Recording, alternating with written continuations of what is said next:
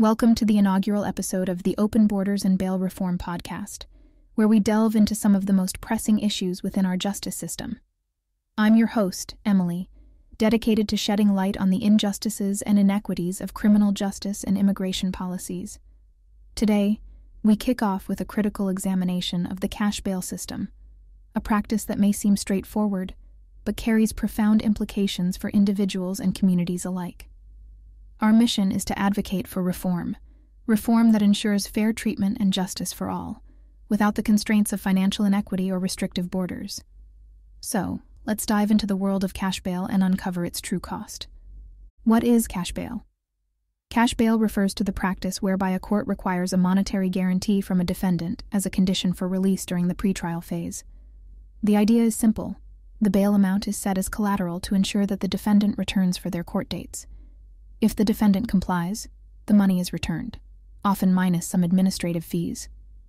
Originally, cash bail was designed as a mechanism to balance the scales, allowing defendants their freedom while awaiting trial, without unduly risking their absence at trial. It was not intended to punish. However, over the years, this system has evolved, or devolved, into a complex web of policies that often lead to unintended consequences, particularly for those unable to afford the set bail amount. The cash bail system, as it operates today, disproportionately impacts low-income populations and marginalized communities.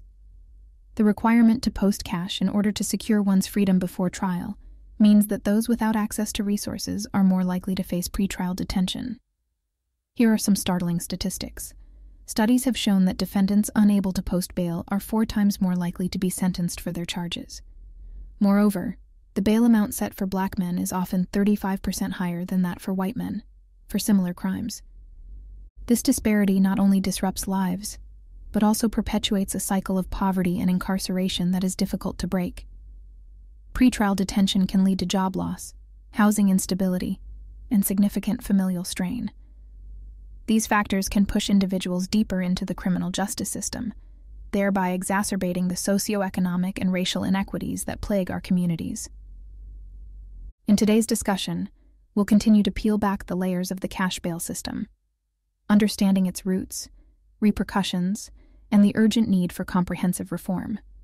Stay tuned as we explore alternatives to cash bail and hear from voices that live these realities daily.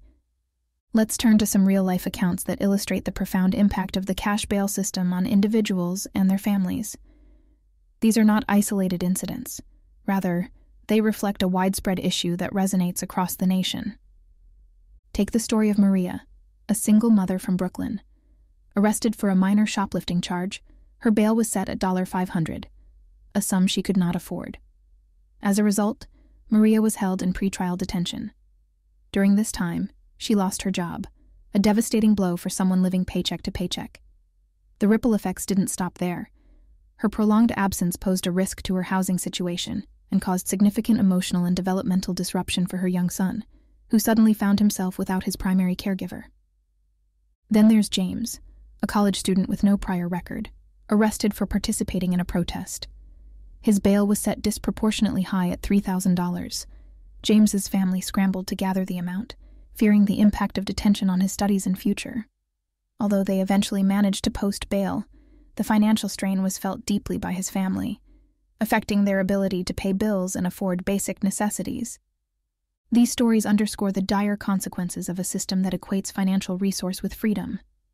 Maria and James's experiences are echoed by thousands of others caught in the web of cash bail, where the inability to pay can derail lives and futures. The cash bail system doesn't just impact the individuals and their families, it also places a significant burden on society at large. Economically, the cost of maintaining pretrial detention facilities is substantial. It costs taxpayers an average of $75 per inmate per day to keep someone in jail. When you multiply this by the number of individuals held in pretrial detention simply because they can't afford bail, the expense is staggering. Beyond the direct costs, the social implications are equally damaging. Being detained pretrial can lead to job loss, as we saw in Maria's case. The sudden removal of a working individual from the job market not only impacts their personal financial stability, but also reduces productivity and economic contribution at a larger scale. Housing instability is another critical issue. Without the ability to work and earn, rent or mortgages go unpaid, leading to evictions and contributing to homelessness. The familial disruptions caused by pretrial detention are profound as well. Children of detained individuals often suffer from increased anxiety, decreased school performance, and social stigma. The emotional toll can have long-lasting effects on their psychological and emotional development. The cash bail system poses significant economic and social costs that extend far beyond the individuals directly involved. It's a system that drains public resources, undermines economic stability, and perpetuates a cycle of poverty and incarceration.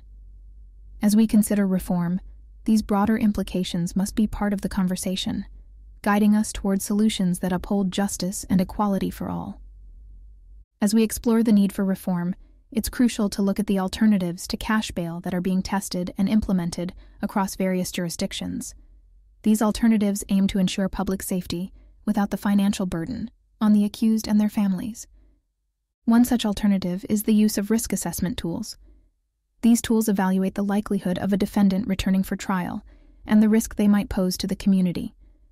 Based on factors like past conduct and the severity of the charge, these tools help judges make more informed decisions about whether to detain or release a defendant pretrial. Non-monetary release options are also gaining traction.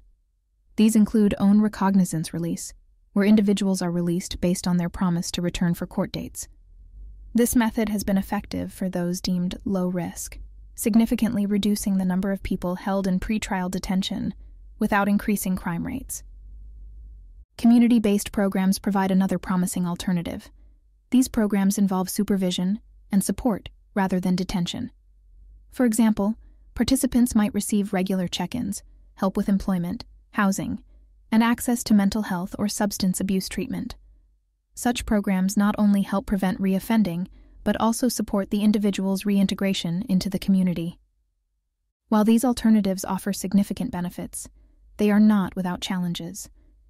Implementing risk assessment tools can be complex, and there's ongoing debate about potential biases in these tools.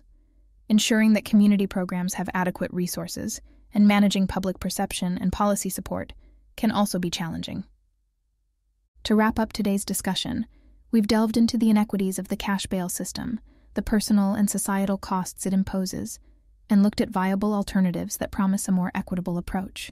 The need to rethink and reform cash bail is clear if we aim to create a criminal justice system that truly upholds justice and equality.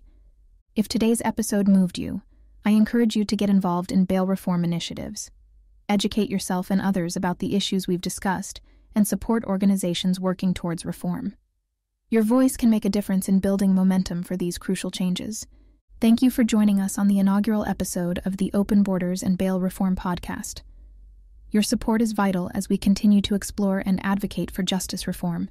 Please subscribe to our podcast, share this episode, and help us spread the message. Together, we can work towards a justice system that is fair for all.